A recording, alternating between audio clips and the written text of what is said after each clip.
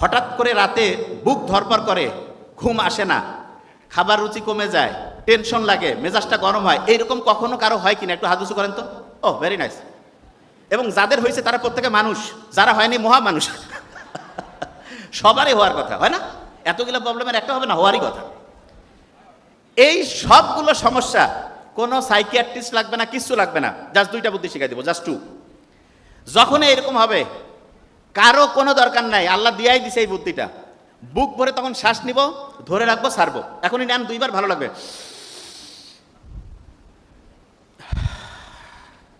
আরেকবার নিব। কারণটা কি সেটা বলি। আমাদের ব্রেইন থেকে শুরু করে সারাটা শরীর না শান্ত হইলে ভালো কাজ করে, আর দ্বিতীয় যেটা সেটা হচ্ছে অক্সিজেন পাইলে ভালোভাবে কাজ করে। আপনি যখন বুক ভরে শ্বাস নিয়েছেন তখন ঠিকভাবে সবগুলো কোষ অক্সিজেন পাইছে, এবং এই কারণে আপনার দেহের প্রত্যেকটা অংশ খুশি হয়েছে।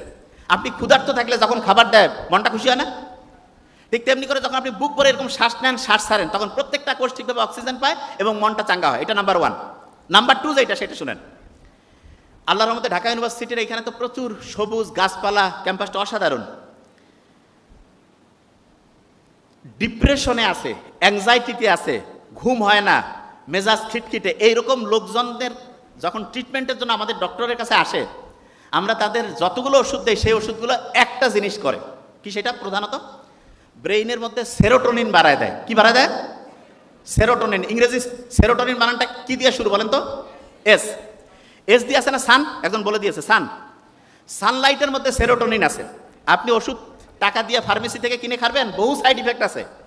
সূর্যের আলোর নিচে, গাছের নিচে যে একটু খালি পায়ে হাঁটবেন, বিশ্বাস করেন আল্লাহর রহমতে আপনার ডিপ্রেশন, অ্যাংজাইটি, ঘুম হয় না, এগুলো সবগুলোর 90% থেকে 95% প্রবলেম নাই হয়ে যাবে ইনশাআল্লাহ।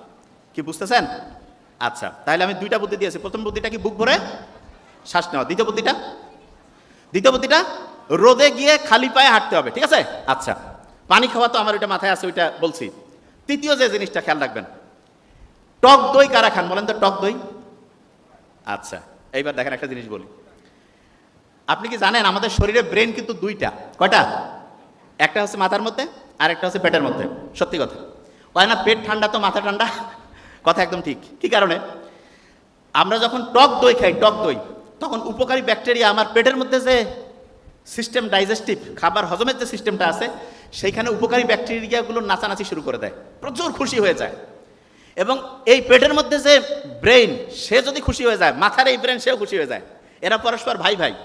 পেটের এইখানে যে ব্যাকটেরিয়া, তারা যদি খুব মনের আনন্দে হচ্ছে নাচানাচি করে, ব্রেইন যে আছে এইখানে যারা আছে তারাও খুব খুশি হয়ে যায়। ব্যাপারটা এরকম হয়তো। আচ্ছা দাঁড়ান, এটা করেন। আচ্ছা এবার দেখবেন, দাঁড়ান, এবার করবেন কি দেখাচ্ছি আপনাকে। একসাথে করবেন। হয় নাই, একসাথে হবে। আচ্ছা, আমি জিনিসটা কি বুঝাচ্ছি। আপনি শুধু এইটা করলেন না, বা শুধু এইটা করলেন, যেটা হলো, একসাথে যখন দুইটা করলেন, হলো না? এইটাকে বলে হচ্ছে রেজোনেন্স বলে। কি বলে বলেন?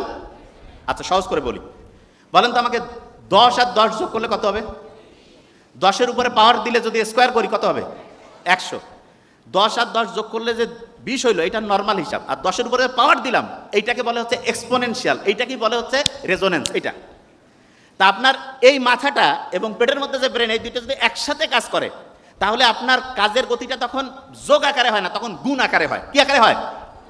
তাহলে আপনাকে যদি আমি বলি যে আপনি আপনার বেতন বাড়া, আপনার কাজের কোয়ালিটি বাড়ানো, পড়াশোনার গতি বাড়া, এটা যোগ আকারে চান না গুণ আকারে? কোনটা চাবেন?